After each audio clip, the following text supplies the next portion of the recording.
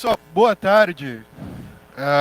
Prazer estar aqui, podendo falar um pouquinho com vocês e contar um pouquinho da história, contar um pouquinho sobre criptomoedas, Bitcoin e também sobre a Foxbit. Eu preciso começar fazendo uma pergunta. Quem aqui tem Bitcoin? Uma boa parte aí da galera, tem um outro restante que ainda é curioso e está acompanhando o mercado provavelmente. O ano passado foi um tema que ganhou muita relevância, saiu em vários portais grandes, em vários canais, Fantástico, enfim, vários. Realmente houve muita mídia e muita divulgação a respeito do tema, principalmente pelo preço. O Bitcoin iniciou o ano de 2017 a R$ 3.000, fechou o ano ali próximo dos R$ 70.000, uma unidade. Então, muita gente ganhou dinheiro ano passado, enquanto que alguns realmente, pela volatilidade, estão infelizes aí com o investimento no curto prazo. Mas Bitcoin, desde quando eu entendo por gente, desde quando eu comecei a lidar com isso, é um investimento de longo prazo. Eu sempre digo para todo mundo, desde quando eu comecei a lidar com a tecnologia, olha, tenha um Bitcoin. Se tudo der errado, você perdeu R$ 300. Quando eu conheci o Bitcoin era R$ 300 a unidade, eu falava para todo mundo ter um Bitcoin.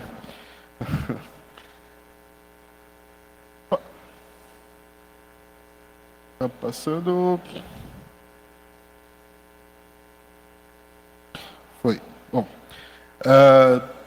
Eu tenho 27 anos hoje e eu acho que para comentar um pouco sobre Bitcoin eu tenho que voltar rapidamente aí na trajetória, um pouco mais longe aí na história. Eu basicamente em 2011 eu vendia material elétrico lá em Mogi Guaçu, interior do estado de São Paulo, tá? Eu comprava e vendia ali lâmpada, cabo, bateria elétrica, de modo geral. Trabalhava numa loja de material elétrico. Era um negócio legal, como vendas ali estava indo muito bem, mas meu pai me ofereceu uma oportunidade de empreender numa transportadora que ele já tinha e estava precisando formalizar. Na época ele já atendia algumas empresas aqui de São Paulo, e o pessoal estava exigindo nota fiscal e toda a organizaçãozinha ali em relação à burocracia, e ele estava bem formal com isso. E eu resolvi me juntar a ele e falar, vamos embora, vamos trabalhar, vamos empreender, vamos fazer alguma coisa junto, afinal, o que pode dar errado, né? Bom, o primeiro ano foi muito bom, mas deu errado. A gente sofreu um calote, fiquei numa situação financeira bem ruim. E aí, digamos que eu conheci a SPC e Serasa bem a fundo, tá? Não sei quem que está nessa situação, ou quem já conhece alguém que esteja, mas foi uma aventura ali, uma situação bem complicada naquele momento. Isso aí já era meados ali de 2013, tá? Eu fazia faculdade de administração em São João da Boa Vista. Comecei a procurar uma maneira, eu falei, cara, eu não consigo mais tirar um salário da transportadora, eu preciso pagar a faculdade, eu só não queria parar a faculdade. E procurando na internet, procurando um caminho de ganhar dinheiro, internet, computador, sempre foi um negócio que eu sempre fui apaixonado, sempre me envolvi em bastante eventos de tecnologia, dormi em barraca lá na Campus Party, desde 2008, desde a primeira edição. Então, sempre foi sempre me vi envolvido com isso. E procurando na internet, descobri ali Bitcoin. Estava um pouco antes da euforia dos primeiros $1.000 ali, final de 2013. E aí Bitcoin estava passando na Ana Maria Braga, estava passando em vários canais ali. E, cara, isso me acentuou a curiosidade. E aí eu fui procurar a fundo, descobri uma corretora na época, brasileira. Depositei R$ 50. Falei, deixa eu comprar um pouquinho, entender o que é isso. E aí, os meus R$ 50 virou 55 em uma semana. Falei, uai, o que é isso aqui? 10% de lucro em uma semana? O que é esse negócio? Como que eu tive esse lucro? E foi aí que eu fui procurar mais informações a respeito de Bitcoin. Caí num grupo de Facebook chamado Bitcoin Brasil. Na época tinha 3.000 membros, hoje tem mais de 120 mil. E ali eu comecei a entender, fui procurar também fóruns, Bitcoin Talk, porque realmente achar informação nessa época era muito difícil. Informação de qualidade, você jogava no Google o que é Bitcoin, só vinha coisa errada. Bitcoin é usado para atividade ilícita, Bitcoin é usado para X. Não tinha um argumento bom de defesa a respeito de Bitcoin. Mas, ao mesmo tempo, isso desperta uma curiosidade, porque esse mercado onde existe mais desconfiança entre as partes, em algum momento usou essa tecnologia, significa que ela é um bom meio de pagamento. E aí fui procurando informação nesse grupo e vi que ali tinha um comércio, a galera negociava Bitcoin ali. Então, basicamente, fazia um post, anunciava, olha, tenho Bitcoin, meu preço é tanto. E negociava pelo Facebook, pelo chat, recebia o dinheiro em conta bancária e o vendedor sumia. Estava tendo golpe para dedéu ali na comunidade. Eu achei que fosse uma oportunidade. Usei meu Facebook meu pessoal. O cara ia ver foto da minha namorada, do meu cachorro, da minha mãe. Ia confiar em mim, na teoria. Ia negociar comigo. Achei que fazia sentido. E aí o que eu fiz? Eu comprava numa corretora já existente, adicionava uma margem e anunciava no Facebook. E aí era assim que eu comecei a venda peer-to-peer de Bitcoin pelo grupo de Facebook. Foi dali que eu comecei a comprar e vender. Realmente fui tendo uma carteira de clientes ali bacana, o negócio começou a crescer. E lembrando que nessa época eu ainda estava com problemas financeiros, banco nenhum ia me emprestar dinheiro, mas eu precisava de capital de giro. Eu comecei a falar muito não para cliente. O cara queria comprar Bitcoin comigo e eu não tinha dinheiro, eu não tinha estoque, vou falar assim, para poder vender para esse cliente. E daí eu descobri um site chamado BTCG. Era de um brasileiro, tá, do Celso Pita. Hoje ele não está mais em operação. Mas o que era o BTCG? Era um peer-to-peer lending global em Bitcoin. Eu achei isso fantástico. Basicamente eu anunciava um pedido ali. Olha, preciso de... Você podia escolher a moeda que quisesse travar, tá? Preciso de $5.000 em Bitcoin, ou R$5.000, ou 5 Bitcoins. E adicionava uma margem, um juros ali em cima, e solicitava esse empréstimo. Milhares de pessoas, seja ele americano, japonês, indiano, chinês, não importa, que tivesse Bitcoin, investiam nesse pedido. Uma vez que eu ativasse, eu usava no meu dia a dia como capital de giro. Final do mês eu recomprava os Bitcoins e pagava todas as pessoas que emprestaram dinheiro para mim. Às vezes um pedido tinha 200 pessoas que emprestavam. Então era um peer-to-peer lending global, verdadeiramente global. Isso é um belo uso da tecnologia. Enquanto o Banco Central acabou de regulamentar peer-to-peer lending no Brasil, agora tem menos de um ano, eu já fazia isso em 2014, de uma forma global, usando uma tecnologia incrível como o Bitcoin. Tá? Então, isso é um pouco do que ela proporciona. E se você for pensar, parar um pouco para analisar também, cara, a informação é global. Vou mandar um e-mail hoje, chega em segundos, está em outro, qualquer pessoa do planeta está recebendo essa informação. Por que o dinheiro não? Por que o dinheiro ainda tem tanta limitação? Se eu precisar mandar um dinheiro para um parente que está lá no Japão agora, através de mecanismos tradicionais, esse dinheiro vai levar de 3 a 7 dias para o dinheiro cair ali. Cara, com Bitcoin hoje, independente de questões regulatórias, eu consigo fazer isso de 10 a 15 minutos. Isso é global, de fato. Por que a informação é globalizada e o dinheiro não? Essa tecnologia já permite isso na prática. Bitcoin é volátil, o preço varia muito rápido. Cara, existem N mecanismos de você conseguir travar a posição, travar a cotação e se proteger da volatilidade. Então isso não é um problema para inovar nessa tecnologia. E aí eu fui crescendo a carteira de clientes, a coisa foi andando. A coisa foi andando e comecei a ter mais clientes porque eu conseguia emprestar, ter um capital de giro. E eu conheci o Guto Schiavon lá do grupo de Facebook, lá do grupo Bitcoin Brasil. E uma boa parte da comunidade, a gente tinha uma abertura muito grande ali, conversando entre a gente e tudo mais. Ele também queria empreender. E o meu negócio começou a dar dinheiro, eu falei, cara, preciso ter um PJ aqui, ter uma conta bancária, ter um negócio com isso. Ele queria empreender. Na época, ele falou, pô, vamos montar uma exchange. Eu falei, velho, já tem 5 exchanges, vai ser a 6ª. Não sei se faz sentido, não sei se é uma demanda. Mas a gente entendeu que eu estava ganhando dinheiro no peer-to-peer, me aproveitando dessa ineficiência dessas corretoras que já existiam. Na época levava 2, 3 dias para o dinheiro cair na conta. Então, era muito lento para comprar Bitcoin. E aí a gente resolveu se juntar totalmente online. Eu não conheci o Guto presencialmente. tá? Ele é de Pompeia, interior do estado de São Paulo, próximo de Marília. Eu de Mogi Guaçu, aqui 1 hora de Campinas. E a gente totalmente online, fechou um acordo, e daí eu fui em busca de investidores, dentre os meus maiores clientes compradores de Bitcoin comigo no peer-to-peer. Dois malucos ali toparam, na época realmente malucos, que é o Marcos Henrique e o Felipe Trovão. E a gente pôde iniciar toda a parte burocrática e tocar a empresa, mas toda essa organização se deu através de Hangout, Skype, Facebook, sem nenhum encontro presencial. A Foxbit entrou em operação no dia 10 de dezembro de 2014. No dia 9 de dezembro foi quando eu apertei a mão do Guto e falei: ô Guto, a gente é sócio, né? Valeu, a gente vai empreender junto. E realmente tudo online. O Felipe Trovão foi o primeiro investidor que apoiou a gente no início. Eu fui conhecer ele em fevereiro. Então a Foxbit já nasceu descentralizada e distribuída. A gente rolou aí 1 ano, até 1 ano e meio aproximadamente, trabalhando de casa.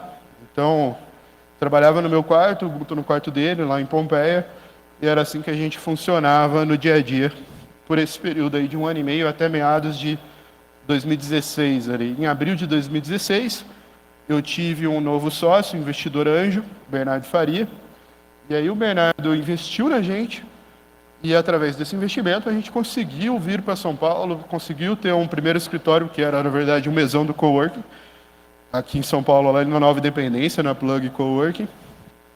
E a gente montou uma república dos sócios aqui em São Paulo. Como a gente não tinha grana, a gente dividia uma casa entre 4 sócios. Então era eu, o Guto, o Felipe e o João Paulo, na época, que moravam juntos. Então, trabalhar junto, dividir junto, almoçar junto, ir embora junto. Não deu briga, só uma vez que deu uma leve discussão por causa de uma Nutella minha que sumiu lá em casa. Então, aí, mas foi bom, foi tranquilo. E aí a gente iniciou a operação. Esse foi um mercado que cresceu muito nesse curto espaço de tempo, de 4 anos. A Foxbit vai fazer 4 anos agora em dezembro. E em 2014, quando a gente iniciou a Foxbit, as 6 exchanges juntas que existiam aqui no Brasil negociaram 43 milhões de reais juntas. 2015 foi para 113 milhões de reais. 2016, 364 milhões de reais. E o ano passado, 8,5 bilhões de reais. Então, se isso não é exponencial, eu não tenho a menor ideia do que seja. Mas em 2014, esse mercado empregava menos de 100 pessoas no país, hoje já passa de 1.000. Isso só estou falando ainda do ecossistema realmente relacionado a criptomoedas. Se eu for olhar a blockchain, toda a estrutura de bancos e tudo que eles estão estudando e investindo pesado em conhecer essa tecnologia, desenvolver coisa em casa, com certeza já tem muita gente no Brasil. E é uma área que vai gerar muito emprego ainda nesse país. E tem muito espaço para empreender. Basicamente, todo o ecossistema financeiro que vocês conhecem, sem exceção, tá? Isso fundos de investimento, renda variável, etc., a gente consegue replicar de alguma maneira usando o Bitcoin blockchain, usando criptomoedas, usando essa tecnologia. Tá? Por que eu não faço isso amanhã? Porque eu vou preso, né? Tem regulamentação, então nem tudo dá para fazer assim no dia para a noite. Vou passar um videozinho rápido aqui de 1 minuto. Oi?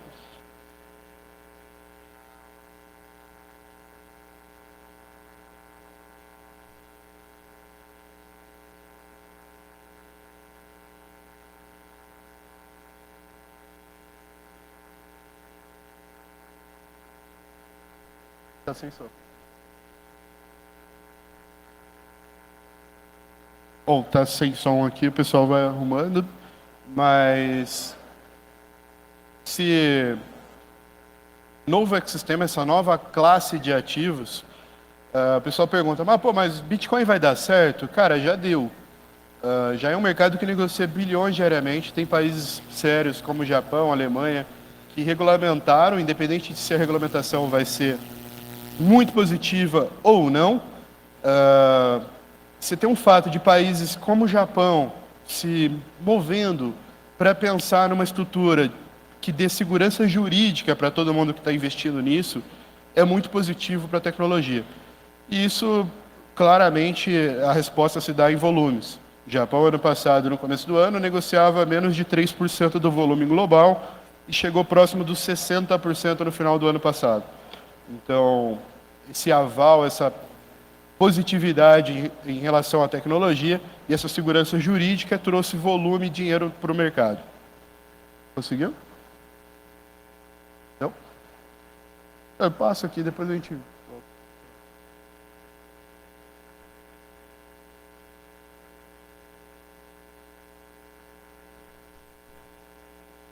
Outro slide eu estou tentando...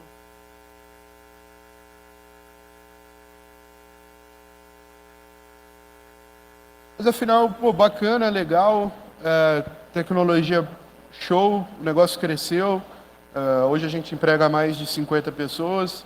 Mas o que é Bitcoin? O que é essa tecnologia? O que é isso? Por que isso é tão relevante? Por que isso por que isso muda a minha vida, muda a minha forma de pensar?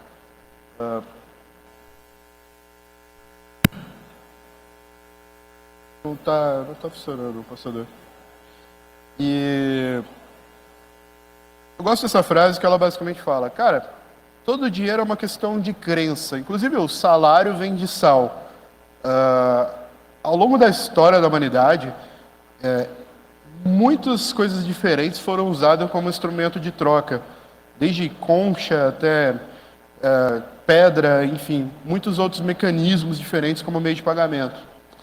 E a gente sempre teve liberdade absoluta para escolher qual era o melhor modelo de troca. Porém, isso mudou algumas gerações, várias gerações atrás, e o governo passa a controlar qual é a forma de pagamento. O governo passa a ter um emissor central e uma energia para realmente dizer qual é o meio de pagamento que você vai usar no seu dia a dia. Não é mais voluntário a escolha do que eu estou usando como meio de pagamento no meu dia a dia. E daí surge o Bitcoin, onde pessoas entusiastas de tecnologia, no começo, criptógrafos, realmente muita gente curiosa, vamos falar assim, não necessariamente grandes entendedores de economia ou não, mas, cara, de forma voluntária, passaram a utilizar esse ativo, passaram a negociar isso, passaram a olhar para isso com mais carinho. E eu tenho uma definição que eu gosto, bacana, bastante em relação a Bitcoin, que diz que Bitcoin é uma commodity digital com funções de moeda. Tá? Ele é limitado a 21 milhões de unidades. Então, se eu reunir hoje somente, vamos fazer um grupo específico, milionários nessa sala que querem comprar Bitcoin.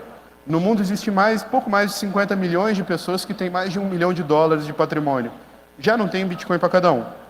Tá? E a escassez gera valor. Maior demanda e vinculada à escassez gera o valor do Bitcoin da forma como ele está. Vou dar uma avançada aqui.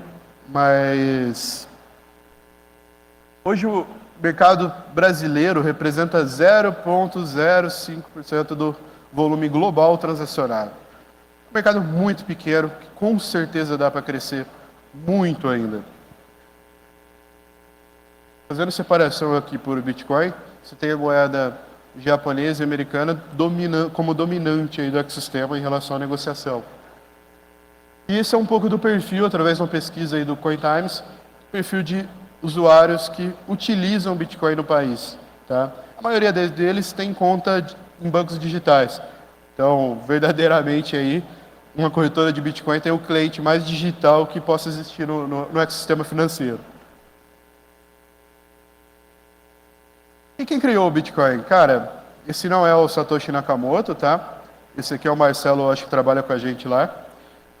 Apesar de muita gente poder confundir aí. Mas Satoshi Nakamoto é o nome atribuído ao criador do Bitcoin. Tem algumas pessoas que se intitularam ou foram direcionadas como se fosse Satoshi Nakamoto pela comunidade, apontadas como Satoshi Nakamoto, mas a gente não tem uma definição de quem criou realmente o Bitcoin. Isso pode ser uma pessoa ou um grupo de pessoas. Eu apostaria no Ralph Finney, mas realmente não sabemos quem criou o Bitcoin. Isso não é tão relevante. A tecnologia open source, o white paper já foi publicado, e a partir daí isso veio desenrolando em N outras tecnologias, tendo ela como base. A primeira transação de Bitcoin da história foi a compra de 2 pizzas por $25. Então foi a primeira vez, $25 no equivalência de 10 mil Bitcoins, tá? Então foi a primeira vez que houve uma troca efetiva por algum produto usando o Bitcoin como meio de pagamento. E como que funciona o Bitcoin? Ele tem por trás um mecanismo que não estava previsto originalmente no paper do Satoshi Nakamoto, mas que ganhou muita relevância, não a forma como ele está descrito, tá? E aí o pessoal separou Bitcoin, blockchain, e blockchain é o que se aponta como o livro contábil que registra todas as transações de Bitcoin, tá? Então, basicamente, desde o D0, esse livro contábil ele é replicável, tem centenas de nós ao redor do mundo que tem todo esse histórico baixado, e isso é imutável, inquebrável, podemos assim dizer, e não tem como um governo controlar essa tecnologia. Tanto é que a China proibiu corretoras de bitcoins de operarem, mas ela não proibiu o Bitcoin de modo geral. Como ela não tem capacidade tecnológica, não existe como proibir ou bloquear as transações de Bitcoin, isso poderia colocar o governo chinês numa posição de fraqueza perante a uma tecnologia. E o governo ser fraco perante ao povo é ruim. Então ele proíbe as exchanges de operarem, mas não pode proibir a tecnologia porque ele não consegue realmente capacidade técnica para coibi-la. E o que o blockchain resolve? Basicamente um problema antigo de gasto duplo, que é o problema dos generais bizantinos. É um problema matemático antigo na computação, onde, resumidamente, aqui não o problema dos generais de modo geral, mas todo ativo, de toda foto digital, o arquivo digital, eu conseguia replicar ele infinitas vezes. Então, vou mandar uma foto de um gatinho para minha mãe, eu consigo copiar ela 10 vezes e mandar para a família toda. Pela primeira vez, Bitcoin, a tecnologia como ela foi proposta, ela consegue criar uma escassez digital. Então, ela replica a escassez do ambiente físico no mundo digital.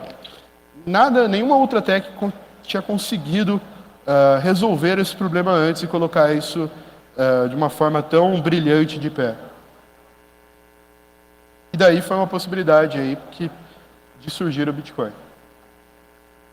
Quando você analisa a rede, comparada a um método tradicional, se eu usar meu cartão de crédito no meu dia a dia, você tem vários intermediários no meio do processo. Enquanto com o Bitcoin, você tem de uma forma tão simples, basicamente somente os mineradores ali validando e mantendo a rede funcionando.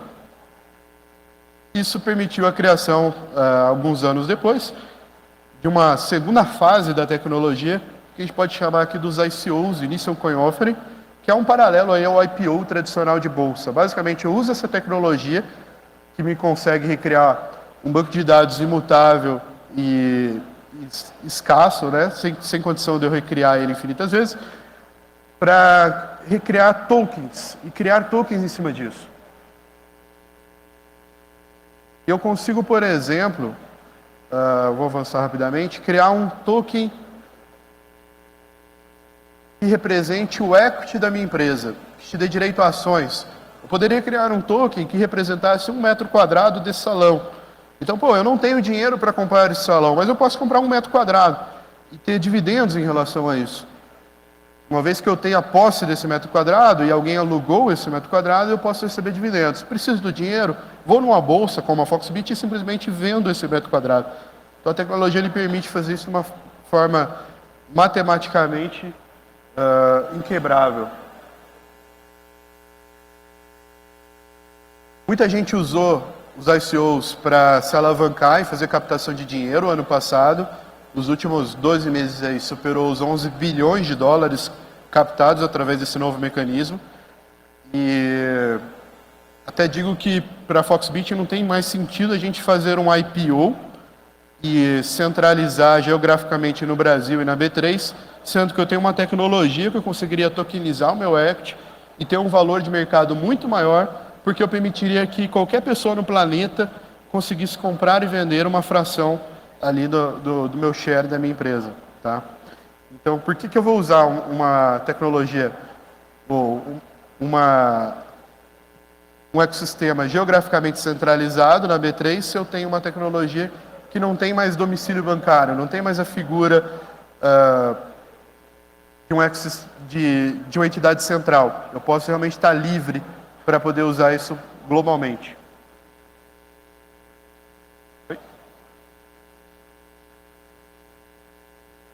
Está passando novamente. Só vou dar um toque para passar. Pode passar.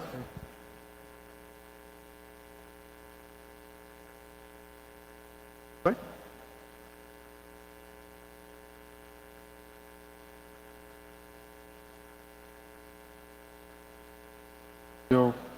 Bom, um Bitcoin hoje, na verdade esse preço está desatualizado, está saindo por volta de R$ 24.000. E eu preciso comprar um Bitcoin, tá? Eu preciso comprar um Bitcoin inteiro, eu preciso comprar meio Bitcoin, ou um Satoshi em Bitcoin. A última casa, que é a 8ª casa decimal do Bitcoin, é chamada de Satoshi. Cara, com essa tecnologia você pode comprar frações. E aqui eu tenho uma frase que eu gosto que traduz muito o que a tecnologia proporciona, que é basicamente do Pietro Gori: nossa pátria é o mundo inteiro, nossa lei é a liberdade. Isso resume um pouco do que é essa tecnologia nesse novo universo aí, onde eu estou livre para transacionar globalmente. E onde que eu consigo Bitcoin? Através do peer-to-peer, igual eu fazia ali no grupo de Facebook, no início da minha história, ou através de uma exchange, tal como a Foxbit. Foxbit faz intermediação de compra e venda de Bitcoin, e você pode comprar não só Bitcoin, como Litecoin. A partir de agora, de novembro, a gente deve lançar Ethereum já dia 20, não está fechada a data ainda, mas acho que dia 21. A partir de R$ 100 você pode transacionar na Foxbit, comprando e vendendo Bitcoin. Então você pode depositar a partir de R$ 100 e a partir daí comprar frações. Quer comprar 10 centavos em Bitcoin, você pode comprar, tendo esse saldo depositado ali na corretora. Obviamente que com todos os valores que eu citei, não é terra de ninguém, existe uma preocupação legítima, a gente só aceita dinheiro de transferência bancária, então não adianta ir com uma malinha de dinheiro lá, não vai rolar, mas você pode transacionar livremente em relação a criptomoedas, e a única portaria que tem que fala alguma coisa do ponto de vista de governo brasileiro é uma regra da Receita de 2015 que diz que você paga ganho de capital caso haja. Foxbit Invest foi uma nova unidade de negócio que a gente lançou ano passado, focado em grandes contas, clientes que querem comprar realmente grandes valores em Bitcoin. Falo aí de 200, 300, 500 mil reais em Bitcoin ou mais.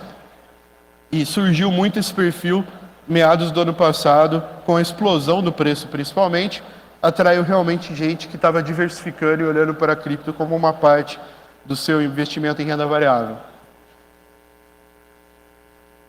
Uma outra unidade é o Foxbit VIP, então a gente tem as taxas padrão do site, mas se você é um grande trader e quer negociar diariamente, recomendo procurar essa unidade Foxbit VIP lá no site, foxbit/VIP, se eu não me engano, ou no menu lateral, tá? E aí tem várias vantagens em relação a FIIs negociados. Uma outra iniciativa nossa foi o portal CoinTimes. Eu não sei quem conhece ou quem já acessou, mas tem mais de 300 artigos publicados no CoinTimes, de vários tipos de assuntos diferentes, seja de política, economia, criptomoedas, mas realmente com conteúdo de qualidade. Então, inclusive, quem quiser escrever sobre algum tema e submeter para o CoinTimes, recomendo, pode estar fazendo isso. Alguns programas específicos semanais, B2B, Minuto CoinTimes, que traz um relatório da semana do que aconteceu no ecossistema. E agora a gente está com o lançamento, que é o Foxbit Lab, que é o nosso braço educacional, focado em realmente trazer conteúdo de qualidade, tirando aquela dor da origem ali que eu tive que procurar em portais, fóruns, Bitcoin Talk, grupos de Facebook. Cara, realmente reunindo isso de uma forma simples, direta, usando uma metodologia ativa, para realmente ter mão na massa ali, fazer acontecer e ter isso no seu... realmente ter horas ali dedicadas a esse estudo, tá? A gente tem alguns cursos que estamos iniciando. Trader Pro, segurança e wallet, e independência financeira e sobre Bitcoin de modo geral, tá? A gente tem outros no roadmap, mas para breve lançamento. Vou passar um videozinho aqui. Cortou o vídeo, né? Que era sobre o Foxbit Educação. A gente está com um stand lá e aqui um presente para vocês, um cupom de desconto, caso queiram acessar algum desses cursos, de 15%. E é isso, pessoal. Muito obrigado. Estou aberto a perguntas aqui agora.